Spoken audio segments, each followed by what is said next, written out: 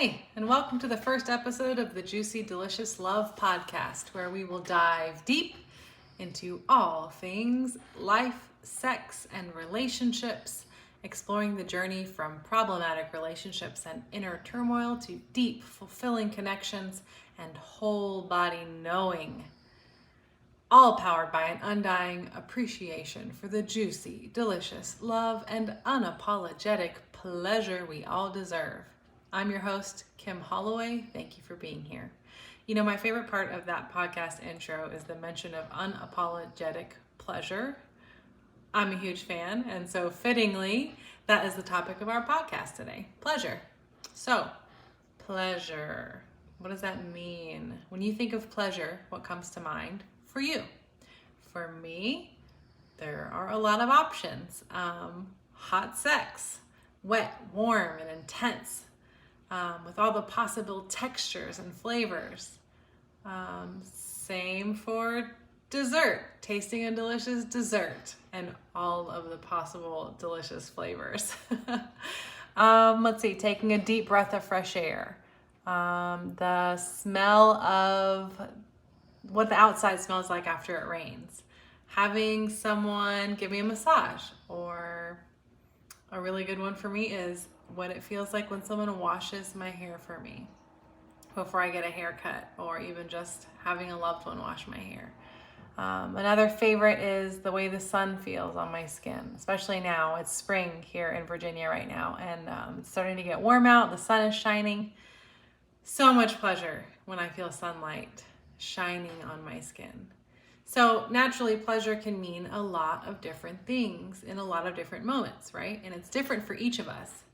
And so when I think about how to feel more pleasure in my life, really, it's more about noticing what pleasure is available to me right here in this present moment. What pleasure is here right now? So right now, I do feel the warmth of the sun on my skin coming in through the window. I sit on a blanket in my chair that I'm sitting in right now, and it's very soft and warm on my legs. That feels pleasurable. The quiet and the stillness of this room, you'll probably hear my dog snoring, but minus that, which I don't mind that either. The quiet of life today. It's a work day for me, and I just spent a really loud, rambunctious weekend with my child. So today the quiet is really pleasurable. Taking a big deep breath right now. That feeling after that release. So much pleasure right there.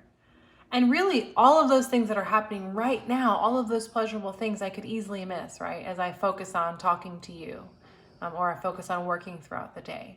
But the point is that pleasure, really when we take the time to notice it, pleasure is here right now, and it's available for our full experience. It weaves its way through each and every moment. And when we pause to notice it and to name it, it actually shifts the way we experience this moment. It changes what's happening in our bodies, physically, mentally, emotionally, and energetically. We really begin to open to the moment. And opening to the moment is opening to life right now. And when we do that, we begin to enter into a more creative flow. When we start to think about where is pleasure right now? Where am I experiencing pleasure right now? There is this interplay between what we desire and the fulfillment of that desire. And in doing that, we start to sense what it might feel like to move as really fully embodied creatures of nature, as the animals that we are, right? How do animals live, right? They're present, they're purposeful, they're powerful. They're not caught up in their heads. They're not thinking about the 400 things that they need to do. They're just here now in flow. And when we start to tune into what we're experiencing here and now in this moment, in particular, the parts that we love, we enter flow as well. I don't experience this all of the time, but I do encounter other people, and sometimes for myself, I go through seasons of life where I am experiencing tons of pleasure, both because I have prioritized pleasure in my life in a big way, but also just because I'm, doing a better job of noticing in the moment when there's tons of pleasure available to me right now, just kind of like I was a moment ago. And there's something about living in a deeply satisfied, pleasure-spoiled way that makes me move differently. And I've encountered this in others as well, other folks who are deeply satisfied and pleasure-spoiled. There's this peace.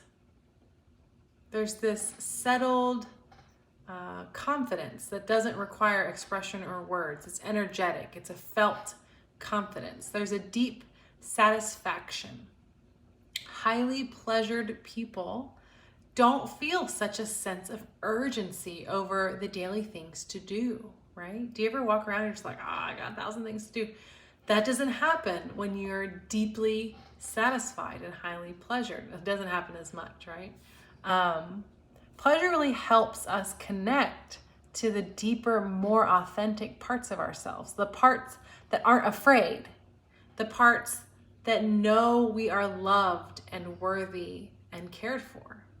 So I'm curious, have you ever felt this before during a time in your life where you felt deeply pleasured, satisfied, met, seen? I have felt it, I have seen it in others. And I know because of these experiences that pleasure really, it's medicine. And this free, available, ever-present medicine is here now for the taking, no matter who else is in your life or what anyone's doing for you or what you're doing for work or what is going on around you and in your life. So naturally, I get the reaction of, some of you might say, well, Kim, I have things to do. I can't just walk around focused on pleasure all the time. Life isn't all pleasure. And I'm sure plenty of your day is downright hard, super stressful, and you might be experiencing moments throughout the day that are painful. And I get that. It's me too.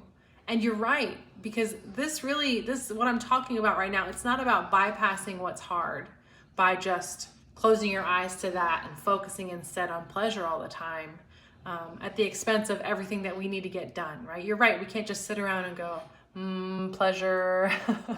But what this is about is this one very real and transformative fact. And that is that in all the moments of our lives, challenging or otherwise, if we can allow ourselves for even half of a breath to intentionally notice what just so happens to feel good or pleasant or lovely in that moment.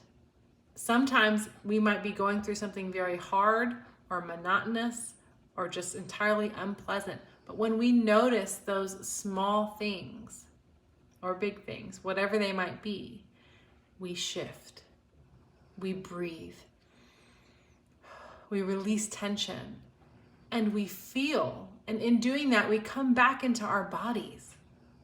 We reconnect with ourselves right here where we are. And so in that way, this is kind of a mindfulness practice, right? So if we commit to doing this as a practice, as really a recurring and eventually ongoing ability to notice and enjoy the pleasure available to us now, what happens is we transform how we experience life. And even more powerfully, we really energetically lean in the direction of what we actually enjoy. And I believe that invites more of what we want and love and enjoy into our lived experience. It's like that saying, that what you give your attention to will grow. And in this case, we're giving our attention to feeling amazing in the ways that we can right this instant, and benefiting from how our bodies support us physically, mentally, and spiritually when we do that. So again, really, Kim, noticing how the blanket feels on your legs, noticing the sun on your face, that's supposed to be life-changing, right? And in short, yes, when it becomes a practice. And I have evidence for this, right? Because let me ask you, in what ways does your current life resemble what you actually want? And in what ways would you like for it to change? It's probably not hard for you to think of a few examples of, well, I don't really like this right now. I don't really like that right now. What would you like to feel more of? What would you like to feel less of?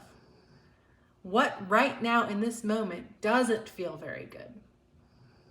It might be the temperature of the room. You might be cold. It might be the tag on the back of the shirt that's scratching my back right now, right? So most of us can really easily point out the parts of life that don't resemble our deepest desires. We're very in tune with the things we feel throughout the day that we do not like. And we sometimes, habitually are tuned in to all of those things. So let me ask, how do you think that affects the way that we feel and show up at the moment, right? So, you could say to me like, well, Kim, I don't have time to sit around all day and notice all the pleasurable things. Are you already sitting around all day noticing all of the not so pleasurable things? Because if so, then we're just talking about doing something different. It's not extra, right? We're just doing a swap. I would say that a lot of the people that I talk to and work with as a coach, their dissatisfaction in life tends to have something to do with wanting more connection in their lives, more purpose, more fulfillment. Sometimes it's wanting to reduce stress, so more ease, more flow, better sex, that's a big one too. But in general, what if more connection and more fulfillment, or the feelings that we want to feel, what if those are accessible and available right now, right in this moment, without any outside input, and somehow we're missing it, right? Or if it's not right here in this moment, what if we have the ability to cultivate those feelings that we desire for ourselves right now, and we're not doing it, we're missing it, because we're waiting for it to happen to us through some external means.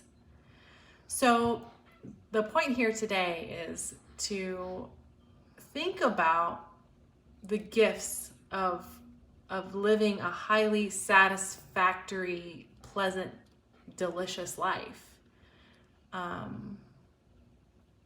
And what happens when we prioritize pleasure? What happens when we do that, and how that creates this, again, peace, this stillness, this presence, this confidence that doesn't require words, a sense of satisfaction, a sense of connection and purpose and feeling and flow, a sense that we're fully embodied and true to ourselves, a sense that we are loved and cared for. And if we were to experience and cultivate those feelings in this moment, more so than we do the feelings that come out of noticing all of the crappy things, is that one way to empower us to shift our lives in the direction of our desires in more tangible ways? And I want to say yes. So, let's think about how we treat pleasure, right? A lot of times when I talk about this, and this, you may have thought this earlier when I talked about being a highly pleasured person, there's this automatic response sometimes of like, wouldn't it be nice? Wouldn't it be nice? Oh yeah, let me just walk around spoiled and entitled and full of pleasure all day. There's just kind of like reaction to that, like it's not allowed, it's indulgent. Most of us do think of pleasure as self-indulgent, like it's a treat. It's reserved for special moments, the few and far between moments that maybe we are allowed to have if we've completed all of our daily obligations. But they're never really complete, right? And our daily obligations often consume all of our energy and all of our time. Between working, chores, parenting, we're stressed, right, to the max. And then if we're really working on this whole self-care thing, which a lot of women and perhaps men too, when we start to talk about self-care, it's almost like doesn't even feel beautiful anymore. You almost start to feel guilty because are you doing a good enough job at self-care, right? But self-care even is just more to do sometimes. So let's talk about adding in meal prep, right? Improving your nutrition, or going to the gym or moving your body more often, meditation, maybe taking a bath, right? Maybe you indulge in a massage here and there. If you're like me, you only go get a massage if something hurts, right? Maybe and I'll give you bonus points if you do this, but maybe you're trying to schedule in some sexy time, whether it's solo or with a partner, and you're trying to schedule in a time for that quick release or pleasure, or maybe just a hit of happy hormones, But even then, a lot of these things feel like something we've had to earn, or sometimes self-care can feel like this chore that we have to attend to. In between moments of kind of getting back to the grind on all the more important things. With sex, sometimes we're just checking the box, which if you're checking the box just to say, okay, we did the sex thing, that doesn't exactly get my juices flowing. So I don't know about you. And none of these are all really legitimate attempts to just feel good for a minute. But again, I guess I'm harping on the point that sometimes doing these things doesn't come without guilt because, well, what are we, on vacation? The laundry's not going to fold itself. So it's tough, right? So I want to come back to pleasure. The truth is that pleasure is here now. And we just don't tend to pause to notice it. And more pleasure is possible if we can find a way to prioritize it.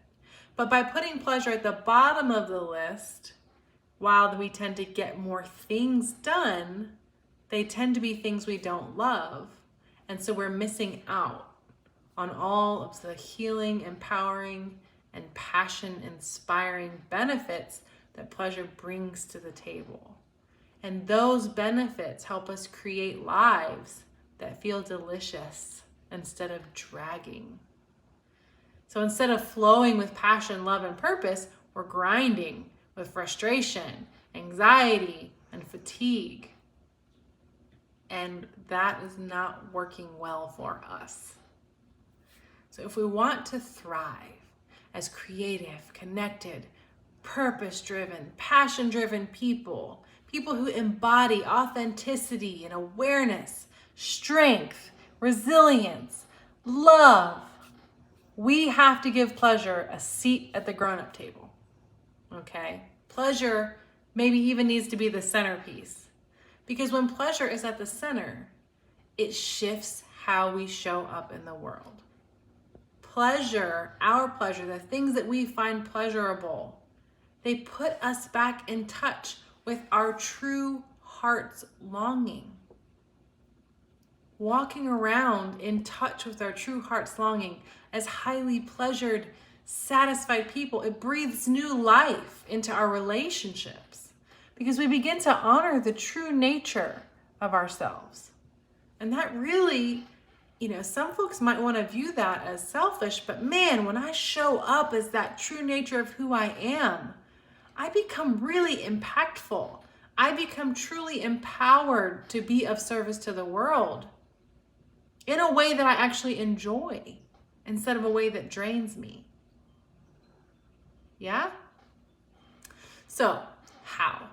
How do we begin to prioritize pleasure to receive all of those really juicy, life-changing benefits? And, really we just have to start from the beginning. We start where we are and we do what we can. So I have 3 practices that I'm gonna talk you through today that can help us intentionally prioritize pleasure as a conscious practice. They're super accessible, simple, right? This isn't a life overhaul in a day. Just three small things. And the first one is make a list. So find 10 minutes, put it on your calendar, pause and put it on a calendar right now. 10 minutes today or tomorrow that you will honor, and sit down to just list as many activities as you possibly can that would feel pleasurable to you. And that can be any kind of pleasure. It doesn't matter If it would last for a moment or several moments, doesn't matter if it's an hour, anything that is like, man, this is pleasurable to me, that is pleasurable to me. So things that are coming to mind, like horseback riding, a long hug, laying out in the sun, going for a walk in nature. So it could be anything, right? But brainstorming the possibilities really is a great way to remind you of all the beautiful things that you enjoy and possibly shed light on some that you haven't made space for, but actually deeply desire. So sit down, 10 minutes, list as many things as you possibly can think of from any category. There's no limit, okay? All right, so then you have your list. Thing number 2, schedule a meeting with pleasure on your calendar. So take a look at your calendar and figure out one block of time each week that you are willing to sit down with Dr. Pleasure for a meeting, all right? During this time, plan to do one of the activities on your list of pleasurable things. You can schedule more or less than one meeting per week to start. Could be every other week, could be every week. I recommend every week because it could be 5 minutes a week. It could be 50 minutes, right? We're starting small. We want this to be achievable, okay? So whether it's 5 minutes or an hour a week, the idea is to create a habit of intentionally adding pleasure to your life and honoring it. And I only want you to commit to what you are 100% positive you are willing to do. And I want you to honor the meeting the same way you would if the meeting was for like a life-saving surgery, okay? Prioritize it, even if it feels like something small. So the goal here is to work up to eventually feeling totally comfortable scheduling plenty of time for entering the pleasure zone to the point where you even look forward to it, right? Someone might say, hey, so-and-so, Jeffrey, Allison, all of you, right? Someone you know might say, hey, I need you to do something today. And you're gonna say, oh, I'm so sorry, I have an appointment. But I can meet with you before that or after that or the next day, but I have an appointment. And you know that that is your appointment with Dr. Pleasure, and you are going to honor that time. And then when you do that time, let's say you scheduled yourself for 5 minutes of deep breathing in the dark where no one can bother you or find you, right? That sounds lovely to me. I need one of those daily.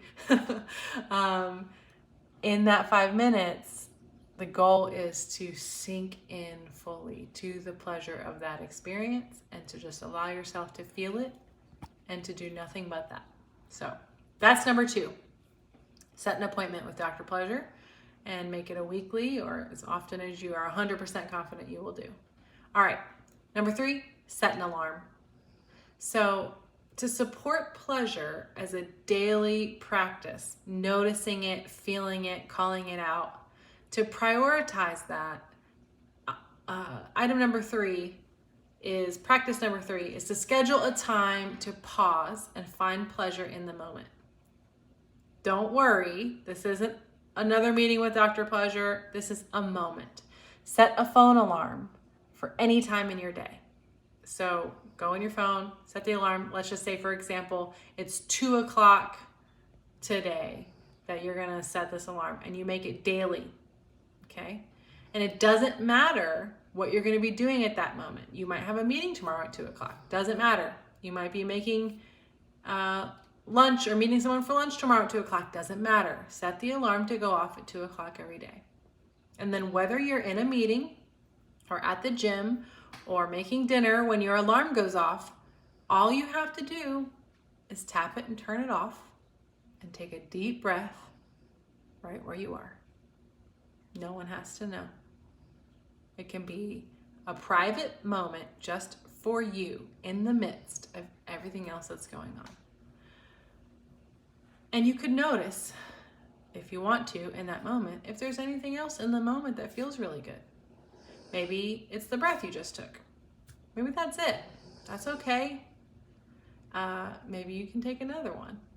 Maybe it's the coolness of the floor under your feet. Maybe you slide your hand down the back of your neck, wherever you are and what you're doing, and it feels good because your neck's all tight because you're stressed as hell. You just spontaneously created a pleasure moment in the midst of whatever you're doing. Maybe you just happen to notice the wind chimes on your porch that you no longer even hear because you tune them out, but they're really beautiful. And you just enjoy that for that second after you turned your alarm off. It could be anything. The point is that scheduling a time to notice pleasure is the precursor to noticing the pleasure that is already in your life more regularly, which opens you up to seeing, creating, and experiencing more of what you desire in your life. So that's today's episode, our first episode. Thank you for joining me. I hope that you experience more pleasure in your life every day, and share with me. Let me know how it's going. I would love to hear how this impacts you if you choose to try it. I'm Coach Kim Holloway. See you soon.